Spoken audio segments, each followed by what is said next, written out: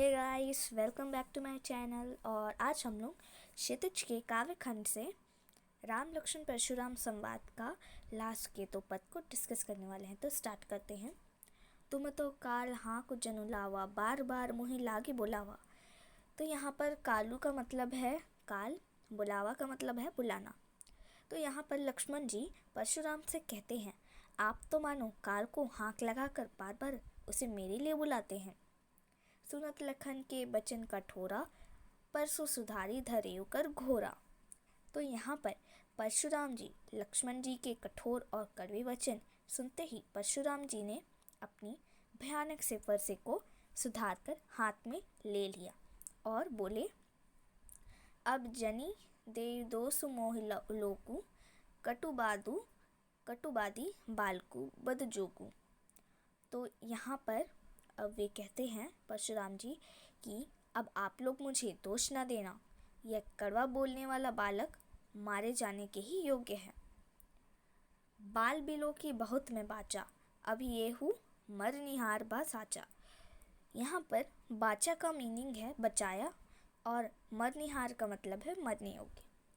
तो यहाँ पर परशुराम कहते हैं कि इसे तो मैं बालक समझकर मैंने बहुत बचाया, पर अब यह सचमुच मरने को ही आ गया है। अब तो ये मरने के ही योग्य है। कौशिक कहा क्षम्य अपराधु, बाल दोष गुण गणी न साधु। यहाँ पर गणी का अर्थ है गिनना। और यहाँ पर अब विश्वामित्र ने कहा, अपराध क्षमा कर दीजिए। हे परशुराम, आप इनके अपराध को क्षमा कर दीजिए।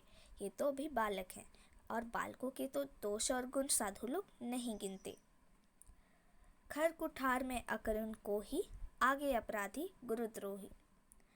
यहाँ पर अकरुण का अर्थ है अकारण। और यहाँ पर परशुराम जी बोले कि तीखी धार का कुठार, मैं दया रहित और क्रोधी हूँ, और यह गुरुद्रोही और अपराधी मेरे सामने उत्तर दे रहा है।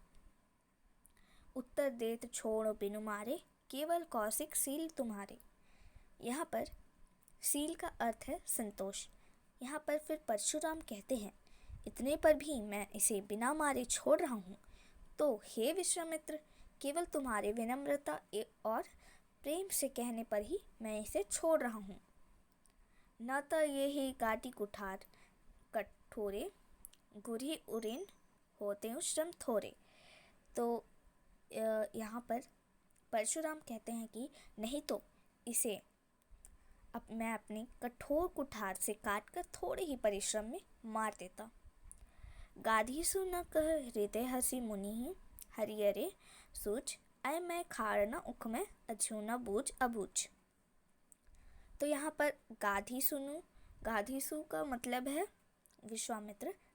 विश्वामित्र को यहाँ पर गाधीसु भी कहा गया है। और ऐमय का अर्थ है लोहे से बना हुआ।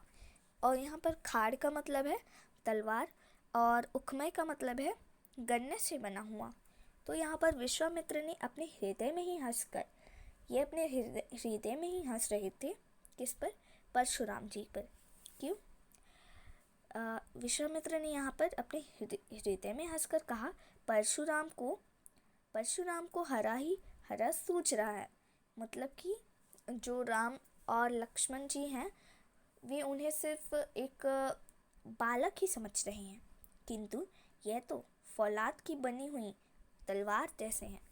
यहाँ पर विश्वामित्र कहते हैं कि मतलब कि अपने सोच रहे हैं वो सोचते हैं कि ये तो फौलादी हैं, ना कि उस गन्ने की लकड़ी के समान है जो मुंह में लेते ही गल जाए। यहाँ पर मुनि अब भी बेसमझ बने हुए हैं, इनके प्रभाव को नहीं समझ पा रहे हैं। कौन नहीं समझ पा रहे हैं? तो परशुराम यहाँ पर राम और लक्ष्मण के प्रभाव को नहीं समझ पा रहे हैं। तो अब हम लोग अपना लास्ट पद को डिस्कस करते हैं। कहियो लखन मुनि सील तुम्हारा, को नहीं जान विदित संसारा। तो यहाँ पर विदित संसार का अर्थ है कि सारा संसार। तो यहाँ पर लक्ष्मण जी ने कहा, हे मुनि, आपके प्रेम को कौन नहीं जानता, वह संसार भर में प्रसिद्ध है। माता पिता ही ओरिन भयनी के, गुरु रेनु रहा सोच बड़ जी के। तो आप माता पिता से तो अच्छी तरह उनका ऋण चुका चुके हैं। अब बच गया है गुरु का ऋण, जो कि अभी बहुत बढ़ गया होगा। सो जनु हमरे ही माथे काढ़ा, दिन चली गए ब्याज पर बाड़ा। वह मानो हमारे ही मत्थे काढ़ा था, बहुत दिन बीत गए, इससे ब्याज भी बहुत बढ़ गया होगा। अब आनिय व्यवहारिया बोली, तुरंत देऊं मैं थैली खोली। अब किसी हिसाब करने वाले को बुला लाइए, मैं तो तुरंत ही थैली खोलकर दे देता हूँ। सुनी कटु बचन कुठार सुधारा, हाय हाय सब सभा पुकारा। तो लक्ष्मण जी के कड़वे वचन सुनकर परशुराम ने कुठार को संभाला और सारी सभा में, मतलब कि जितने भी लोग आए थे, सब हाय हाय करके पुकारने लगे। भृगुबर परसु देखा बहु मोही, विप्र बिचारी बचौन दोही। तो यहाँ पर लक्ष्मण जी ने कहा, हे भृगु श्रेष्ठ, आप मुझे फरसा दिखा रहे हैं, पर हे राजाओं के शत्रु, मैं ब्राह्मण समझकर आपको बचा रहा हूँ। मिले न कभू सुबट रन गाढ़े, द्विज देवता घर ही के बाढ़े। तो यहाँ पर लक्ष्मण जी कहते हैं कि हे ब्राह्मण देवता,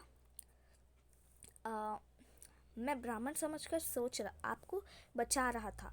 आपको सभी रणधीर बलवान वीर नहीं मिले हैं। हे ब्राह्मण देवता, आप घर ही में बड़े हैं। तो फिर वो क्या कहते हैं परशुराम जी, अनुचित कही सब लोग पुकारे, रघुपति से नहीं लखनऊ निवारी। फिर यहाँ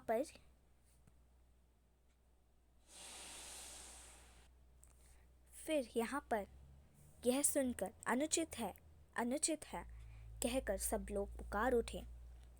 फिर इसके बाद श्री रघुनाथ जी ने इशारे से लक्ष्मण जी को रोका।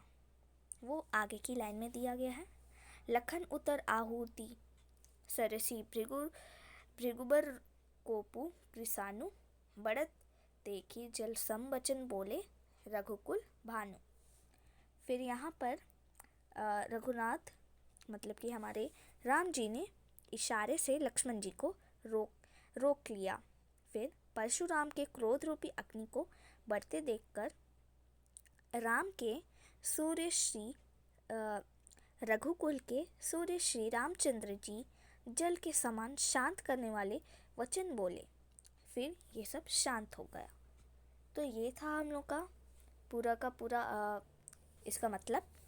तो हम सेकंड चैप्टर भी ख़त्म कर चुके हैं एंड हम लोग नेक्स्ट वीडियो में और भी चैप्टर को डिस्कस करने वाले हैं।